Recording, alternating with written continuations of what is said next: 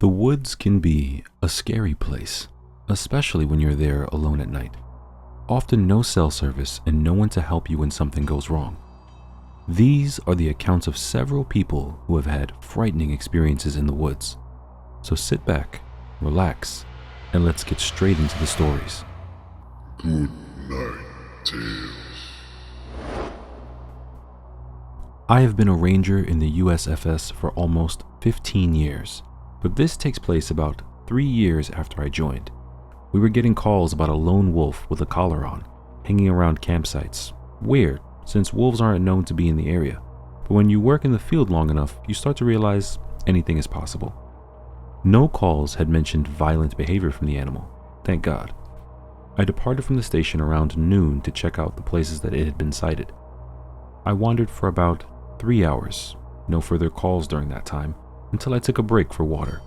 I sat down, had a snack, drank some water, and was getting ready to go again when the thing was about 20 feet out, trotting near the tree line. It seemed friendly and had the collar, so I whistled at it and he came over to me. Getting a closer look, I could see it wasn't a wolf. It was huge, but it was dark and didn't have the right body structure, though I could see why it'd be confusing from a distance.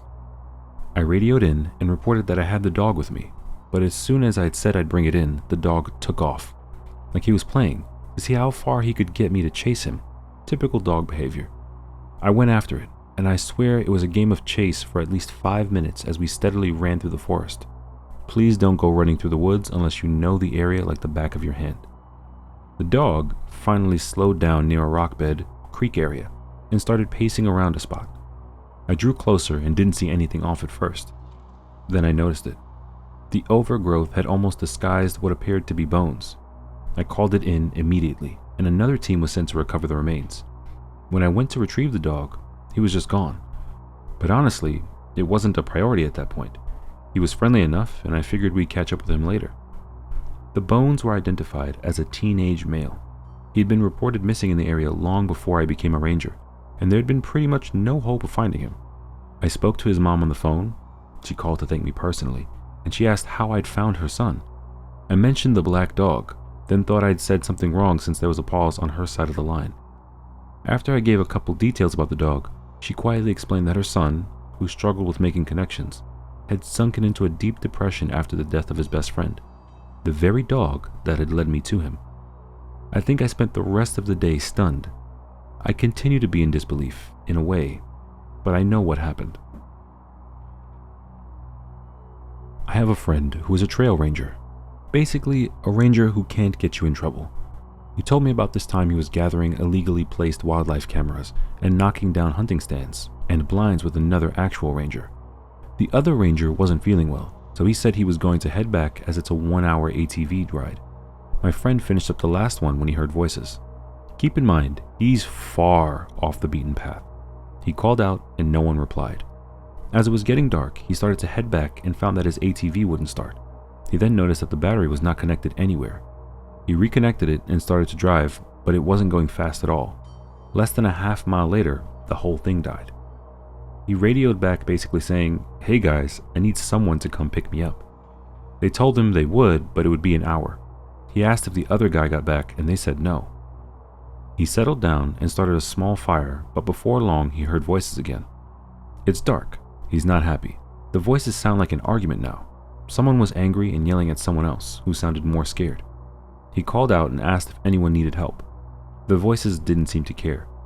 He guessed they had to be less than 1,000 feet away. He radioed again and they said they were having trouble finding what path he might be on and haven't left yet. He asked them just to get the other ranger to tell them about where they are because he left with the iPad that had the map. They said he still isn't back. About 3 more minutes go by and he hears the voices start up again. He decides to walk to them, hoping maybe they can stop being drunk assholes and maybe have a map. He walked in their direction, but the voices seemed to be getting further as he got closer. Finally, after 20 minutes, he gave up and walked back. He got a radio call and they said the other guy was found passed out, covered in vomit, and was being taken to the hospital, but he crossed off everywhere they found a stand, so they have a general idea where he is. Then the radio died. Then the voices came back. Bored out of his mind, he decided to listen to what they were arguing about, picking up things like, "Well, it wasn't yours to take," "I don't care," "You knew better," and so on. His guess was 2 hunters arguing over a kill. Then he heard the one shout something unintelligible. Then silence. Then bang! A gunshot. He doused his fire and hid. After that, he heard nothing. Just his breathing for the next half hour until he saw ATV lights. He told the guy picking him up everything and they called back. They had people looking for 3 hours and found nothing. They came back the next day with police and dogs. After about an hour, a shallow grave was found, and in it was a long dead man who had clearly been shot in the face. The thing was, it was a skeleton who was there for years. So either the argument he heard just ended with a bang and both parties went home last night, or he heard the murder of someone from years ago. There were belongings from someone else at our campsite on my land. We saw someone walking around in our field, and when we went to bed, we heard someone walking around our campfire and putting wood in, like they were trying to keep warm. I racked my shotgun I had with me and told them they better get lost. They ran off. Over the course of a few weeks, we had stuff go missing, and a chainsaw we had locked up in our tractor we were using was stolen. Since then, nothing else has happened, thankfully. But I do have some other weird stories about stuff in the woods. Weird stuff out there, folks. For more spooky stories, a memorable one is from when a friend and I were out fishing on the river in a little John boat. We're sitting there relaxing and the sun is starting to go down. The crickets are starting to chirp. All of a sudden, we hear a loud splash behind us and toward the opposite bank. We see the end of the splash and watch for a few more seconds. Then we see it. This rock comes hurling down the riverbank and into the water near us. Not tumbling, being thrown. And these aren't little stones either. They're probably about the size of a bowling ball. We could hear the movement in the underbrush, but couldn't see anything as there wasn't a lot of light. We kind of laughed it off, but whoever it was threw 5 or 6 more rocks over the course of a few minutes. We finally decided to call it a day when one of them got a little too close. Not a ranger, but I was out camping with my dog one night along the Mongolian rim of Arizona. It was dark, and we were sitting around the campfire when we heard something behind a bush close to our camp. Instead of my dog barking at it, he begins to whimper. I didn't think anything of it and just tended to the fire. After a couple of minutes, we heard some more noises from a different bush. This time, my dog gets up and goes over to the tent and scratches the door because he wants to go in. I tossed a couple of rocks in the direction I heard the noise and nothing happened. I'm spooked now, so I toss a couple of pieces of wood on the fire and climb into my tent with my dog, hoping that the light from the fire would keep whatever was out there away.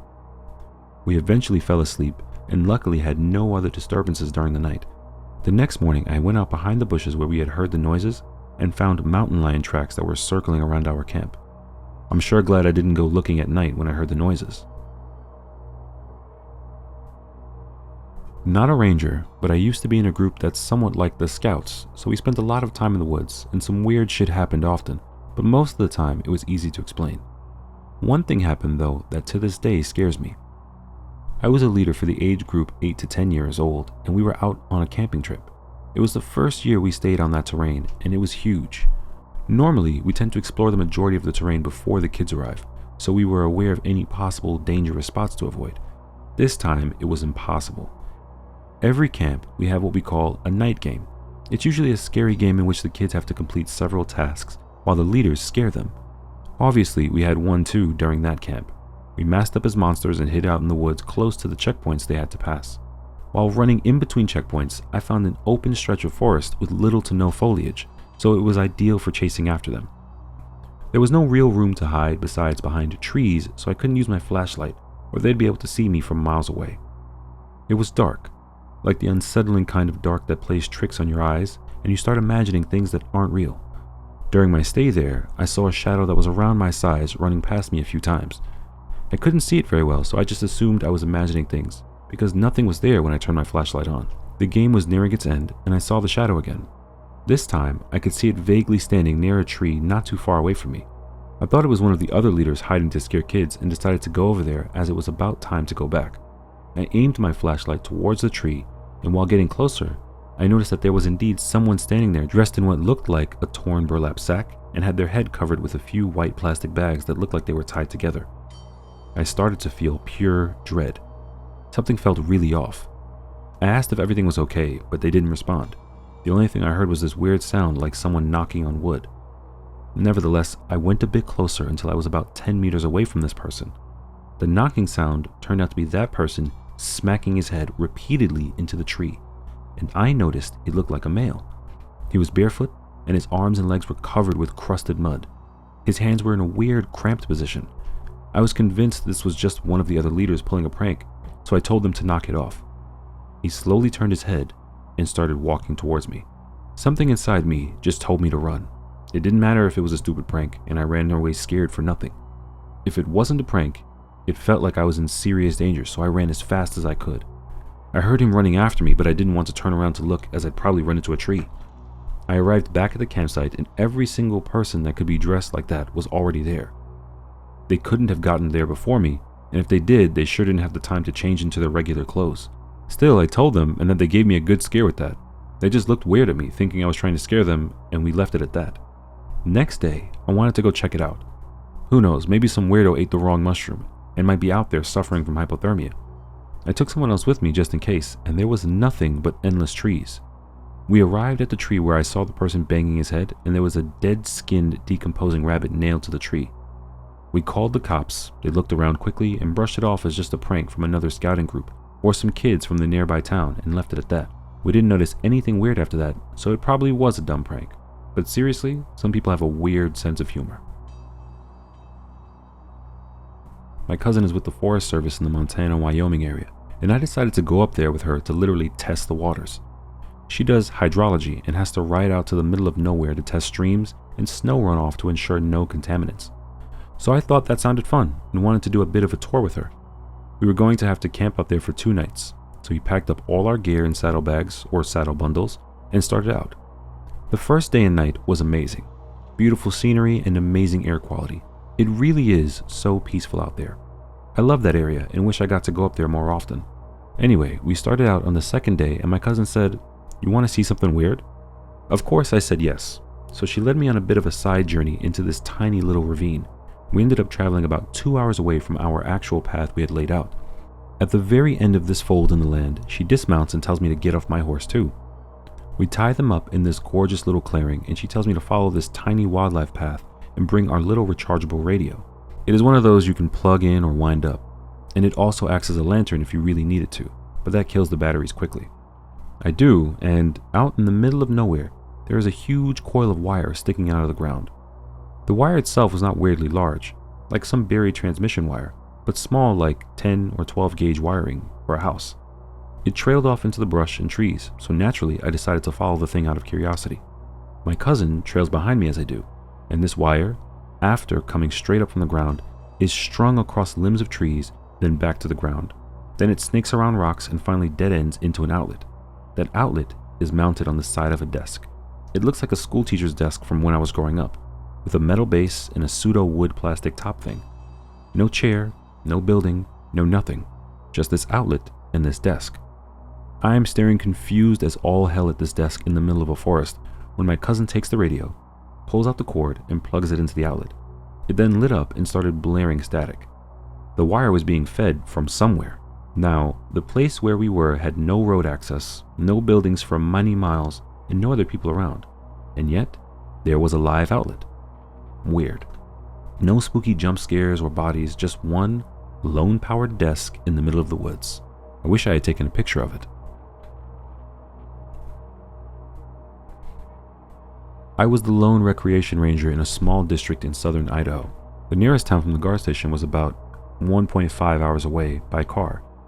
After moving into the guard station, solar power was not working, and I hadn't slept for about a month due to various factors. Bats in the cabin, something walking on the deck at night. The woods there always had an eerie feeling to them, unlike the southwest ponderosa forest that I was used to. About 2 months into the seasonal job, I started to hear something walking and scratching on the deck at night, perhaps even on the door. Now this district was known for its badgers and beavers, so I didn't think much of it. When leaving the cabin at night, I always had an eerie feeling like I was being watched. One night, I was returning from my grocery run, always went on Tuesday nights, and I had a bad feeling. At the time, I did not have my shotgun in the vehicle. After stepping out of the vehicle, I looked to the right of the cabin, about 50 feet from my front door. All I could see were 2 eyes about 3.5 to 4 feet in the air. To say I was freaked out was an understatement. I started yelling, "Get out of here," but the eyes only crouched down and inched closer. At this point, I could tell it was a large animal of some kind, definitely not a coyote. I tossed a piece of firewood in the general area and the creature leapt back a bit, but did not make a sound. Tossed 4 or 5 more pieces and the creature still inched forward. At this point, I fumbled with the keys. Of course, the solar power was out again. I managed to get inside and grab my shotgun. Technically, you are not supposed to have guns in government housing, but who lives in the hills have eyes backcountry and does not carry? When outside, the creature was a bit closer. Still could not get a good look with my headlamp. Loaded shotgun and continued to throw pieces of wood with one hand. Finally, the creature walked back into the brush. That night, I drank about 4 IPAs and slept with my shotgun. In the morning, the trail crew came up and we found mountain lion tracks all over the porch, rocking bench, and compound leading back to the creek. After that event, I always heard the rocking chair move and someone or something walking on the porch, but never found any tracks after that point. Considering that it was always muddy up there, it was weird not to find any tracks. I've been stalked by mountain lions before and never had that eerie feeling like I did in those woods. In 2016, my boyfriend, now husband, and I went camping in eastern Pennsylvania. The place we decided to stop for the night was primitive. Camping was free, no cell service, barely a road, etc. We did encounter 2 other people. They might not factor into what happened later at all, but they were creepy, so I'll describe them. The first was a woman who had her truck off to the side of the road a little as we drove past. She had the hood open and seemed to be waiting for someone to stop and offer to help. Usually, my boyfriend had no problem helping someone, but he said this time something about her put him off. She didn't really seem like she needed help, and usually people who need help look at you hopefully as you approach. She looked like she just expected we would stop. That's what my boyfriend said anyway. I hadn't really noticed anything that strange about her. The next person came when we had chosen a spot and were setting up a fire for hot dogs. I had noticed people drive by a few times, but my boyfriend pointed out each time was the same car and the man in the car watched us each time he passed. My boyfriend was a little uneasy about this, but we had driven around for a while before finding a place we liked. It had been raining and everything was muddy, and we wanted the driest site possible. He could have been doing the same thing. We briefly thought about moving, but the road was muddy too. If he wanted to find us, all he had to do was follow the tracks. There were some other tracks, but not many. He'd only have to backtrack a little to locate us again. He didn't come by another time, so we stayed and spent the several remaining hours before dark goofing off. No one else drove by. Whether or not those 2 had anything else to do with our experience, the real fear came later. We had gone to sleep in our tent, and sometime around 3 a.m. we were awoken by this very loud noise. I can't describe it very well or even remember exactly what it sounded like, but my boyfriend said it reminded him of a chain gun revving up. It was also similar to how it would sound if someone recorded a shovel being dragged over gravel and played it over a loudspeaker is another way he described it. He jumped up and looked out the little window but couldn't really see anything. The sound repeated itself another few times. I was too scared to speak, so my boyfriend whispered that it was probably miles off and I should go back to sleep. I didn't question this as I figured loud sounds could be easily heard miles off. After we left, he told me it sounded like it had actually been coming from just down the road, but he didn't want to freak me out. Looking back, I probably should have wondered why he would bother to whisper if apparently the sound was far off. I was still terrified. Every little thing I heard outside sounded like someone was walking around the tent. We laid there for a while longer, when finally my boyfriend told me to get dressed because we were leaving. I got alarmed by this, and even more alarmed when he unwrapped the machete we had bought just for this trip from its plastic before opening the tent. We quickly packed up and loaded the car. I looked around for footprints that weren't our own, but despite the moon providing plenty of light, I couldn't really see. I did point out something my boyfriend hadn't noticed though before we got into the car. There was a beer can by our dead fire that hasn't been there before. We didn't even bring beer. While we were driving away, my boyfriend explained that he was nervous someone might have been trying to lure us out, so he didn't think it was a good idea to run from the tent right away. He also half expected to find out the gas tank had been siphoned out, but that wouldn't have stopped us because we had a hybrid car. We joked that would make a funny hybrid commercial. The rest of our trip we only stayed in well-populated campsites or got a hotel. We went on a mountain hike in Transylvania with a group of friends from school, and on the way up, after maybe 12 to 14 kilometers of trekking, we saw a house. It was in the middle of nowhere. It had a barn with a few animals, a couple of cows, chicken, etc. As we got closer, we see a few people, a guy and 5 to 6 women. I'm not sure if there were more inside. The dude comes to greet us, barely speaking the language. We had a hard time understanding what he's saying. They lived without electricity, gas, anything. This is in the early 90s, so there's no internet, mobile phones to worry about, at least for most people. Anyway, they all looked weird, kinda dumb expressions on their faces. We can barely understand each other. They asked us who's the president now and if we want some milk. They look at our clothes and shoes weirdly, curious. Like who knows when is the last time they had human contact. Or maybe there were more crazies around these parts. Don't know. Not sure to this day what was going on. It's not typical in the region, so we kind of freaked out, especially because the dude looked a bit disturbed and we were too young. We were looking around to see if there's more of them. Paranoia was getting to us, thinking there must be a village nearby. What was also weird is that all the women kept their distance and never got close to us, like he was guarding them or checking us out if it's safe for them. One of my friends kept saying we don't want their milk and we need to go because it's getting dark. We walked calmly for a while, then when we thought we were out of their sight, bolted like crazy out of there. Needless to say, we camped after a few hours and we always had one person awake to keep watch. We told people that were living in the villages near the area about the mountain people and they didn't believe us. They said nobody lives up there in the mountains. I used to work in low-income home weatherization, basically giving free stuff away to help lower electricity and gas bills and make the home more comfortable to people who really needed it, installing doors and insulation and so forth. One step in qualifying a home is testing combustion appliances to make sure they're not emitting carbon monoxide into the living space, because if they are, when we seal up the house, we could kill the whole family. During a pre-inspection of a home on the outskirts of the city, I asked to see the owner's water heater. He tells me that it's in the basement, which is fairly normal, and I tell him I have to inspect it before work can start. So he goes into the kitchen and starts moving the refrigerator. Turns out the entry into the basement is underneath carpeting beneath the fridge. I should note that I went and did thousands of homes over the years and had never seen such a thing. But whatever, needs to be done regardless, and so I pull out my flashlight and shine it down the stairs to check out the layout, but really to look for black widow spiders. At this point, I notice a dead cat, mostly down to a skeleton. Not my favorite sight, but really common in crawl spaces and basements. I take a few steps down the stairs and continue my spider check, and notice another couple of small animal skeletons.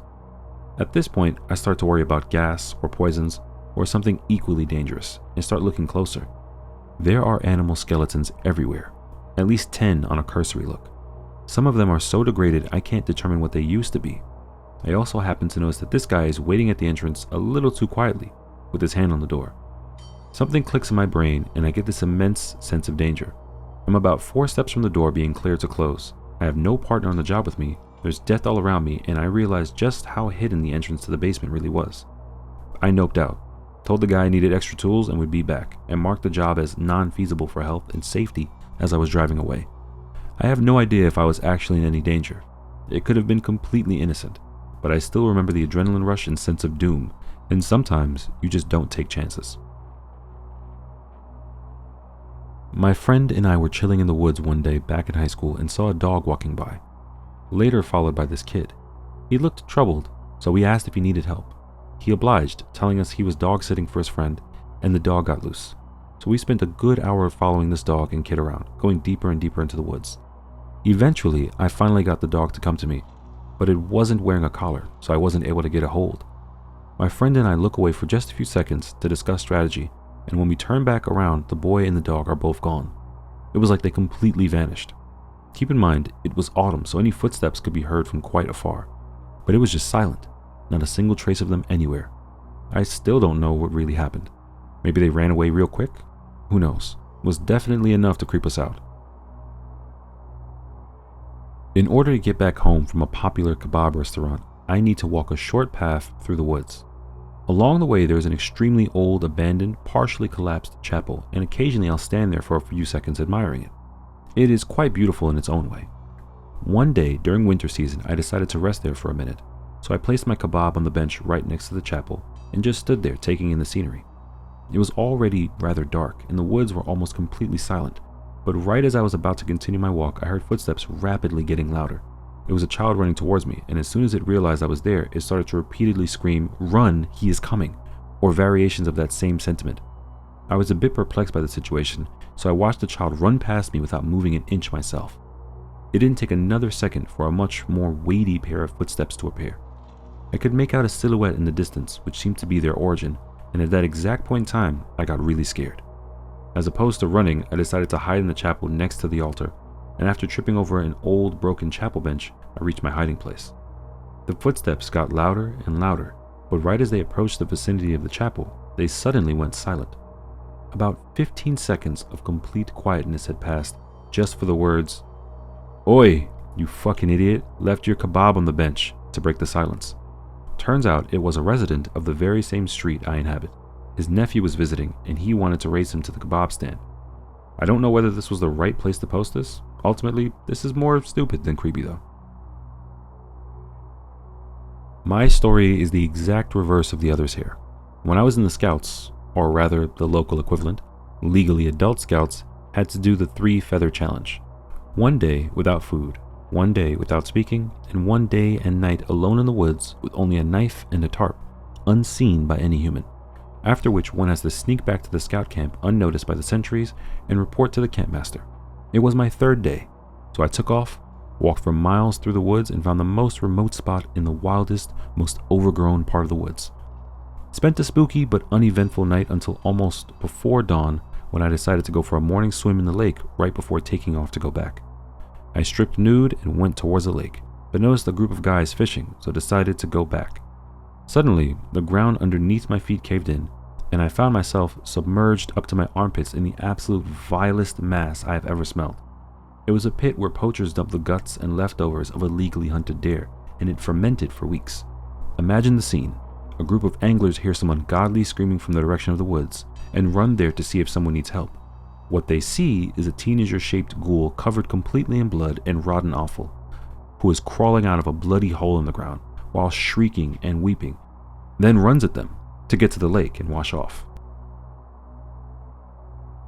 And that concludes these scary stories from the woods.